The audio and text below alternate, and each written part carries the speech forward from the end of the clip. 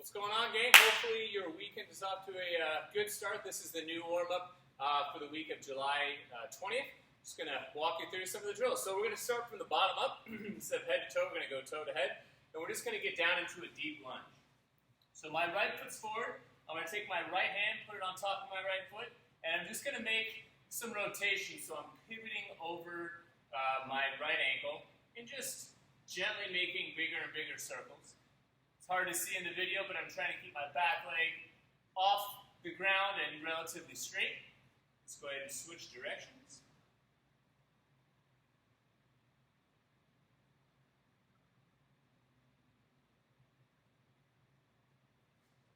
Let's put both hands down on the ground. I just want you to rotate up as high as you can with your inner arm, and then try and touch your elbows.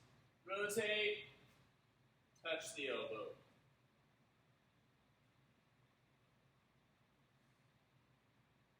5 of these. And then after your 5th one, I want you to turn the front foot a little bit sideways, and we're going to try and lower as low towards the ground as you can to the bottom of the push-up. All I'm looking to do is just hang out down here for about 10 to 15 seconds and get a feel for how the weight's distributed between your hands and your feet, and just, like I said, feel it out. It'll be a little bit of a stretch, maybe even a little bit of a strength challenge, but just explore what that position has to offer. We're going to play with some other moves later this week where that will become handy. Let's go ahead and switch sides. So my left foot's forward, I put my left hand on the foot there, and I'm just making circles.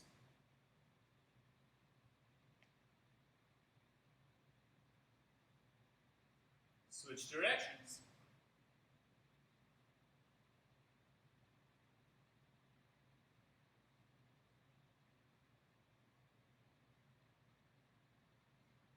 Both hands down, I'm going to get the rotation, so up overhead, and then try and touch both elbows.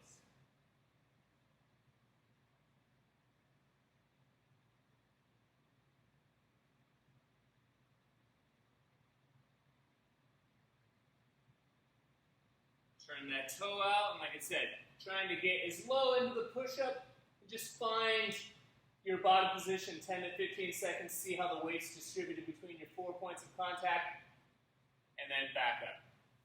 Go ahead and stand tall, shake up the hips a little bit before we drop down into a squat. So we're just going to bounce on here for just a moment. Just kind of get comfortable here initially in the bottom of the squat.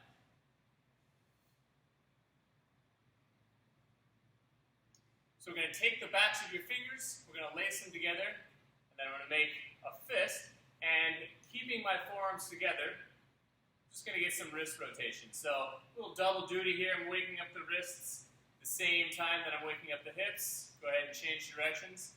You'll notice one direction is definitely less coordinated than the other, especially in a squat. Why that is, I don't know, kind of interesting.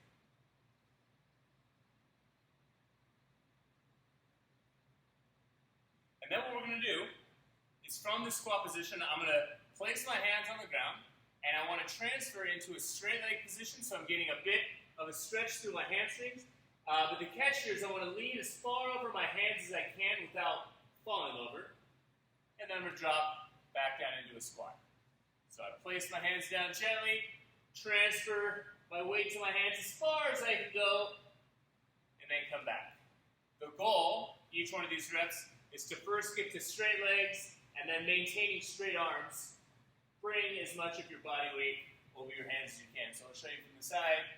Place my hands down, try and straighten my legs, and then come over as far as you can without falling. Let's get at least 5 of these.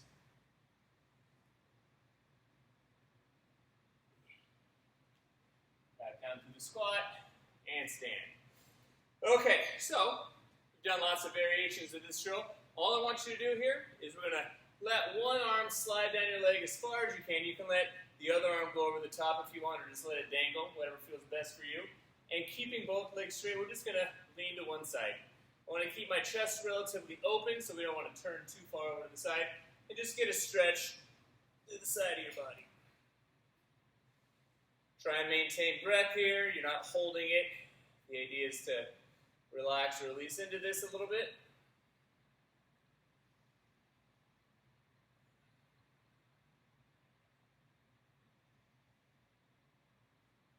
Nice. Nice, like I can see what you're doing yet, but I'm imagining it was nice. Let's get the other side. Oh, yeah. Like I said, trying to keep the legs straight. The arm is going to reach down your leg as far as you can, and then fighting to keep the chest open, and then we're breathing.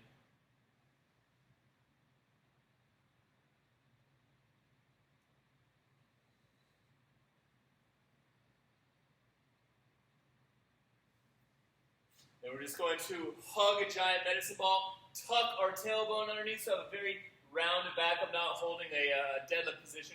I'm rounding my back as much as I can. We're going to take some big breaths here. I want you to feel your chest cavity, your rib cage expand.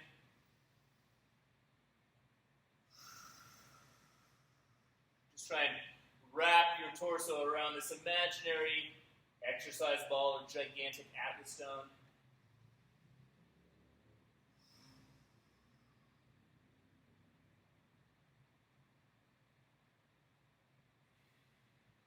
Let's get a few breaths, arching back. So bend your knees, squeeze your belly and your butt.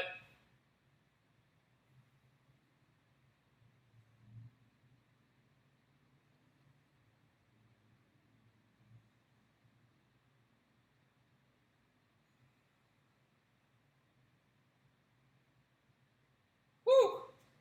Regain your balance. And then we're just going to go 3 times back and forth each direction. Just making some circles kind of over the base of our legs here. So I'm going to droop down to one side, let my arms drag around. If you can keep the horizon in your periphery, do it. And when you get back down to the front, we're going to switch directions.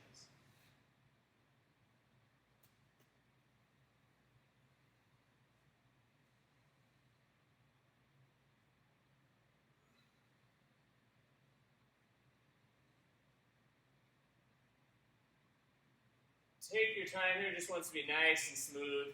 3 each way. Try and notice any gaps in your control and slow it down.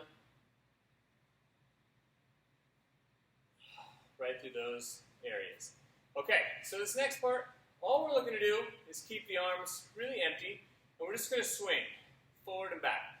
So I'm generating the power to keep this swing going a couple of ways. I'm dipping my center of gravity here, so like my torso going up and down by bending my legs.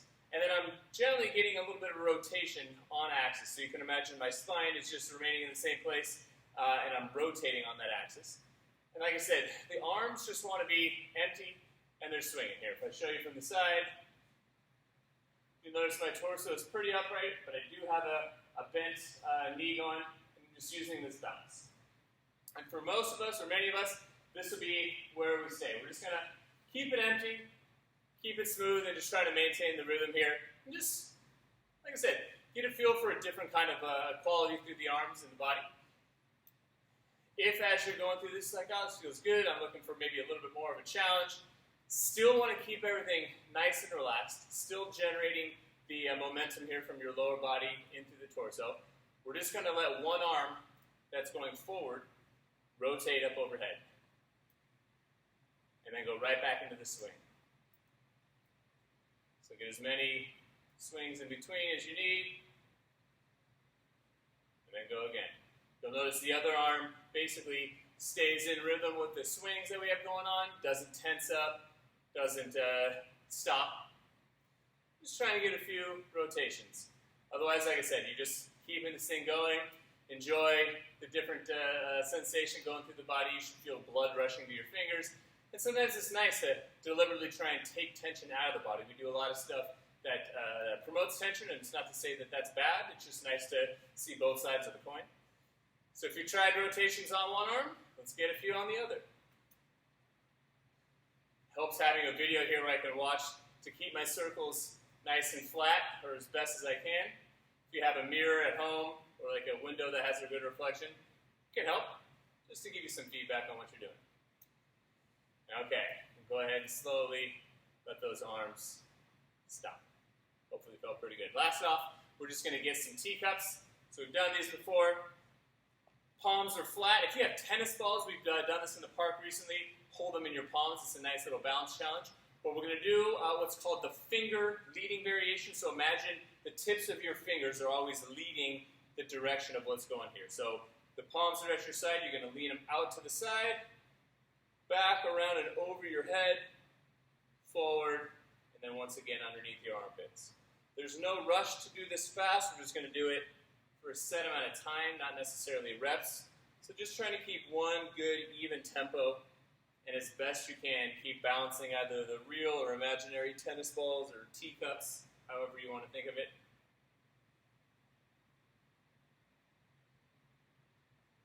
So the fingers are leading all the way through.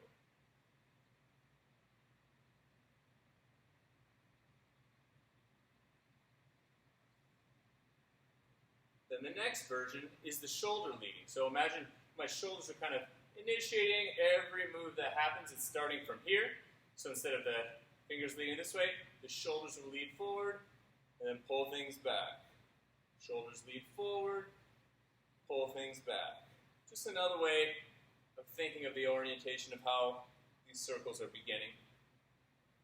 But leading from the shoulders. Again, just trying to keep a nice smooth quality to it. Doesn't have to be fast. We're not just checking off any reps here. It's just for a time.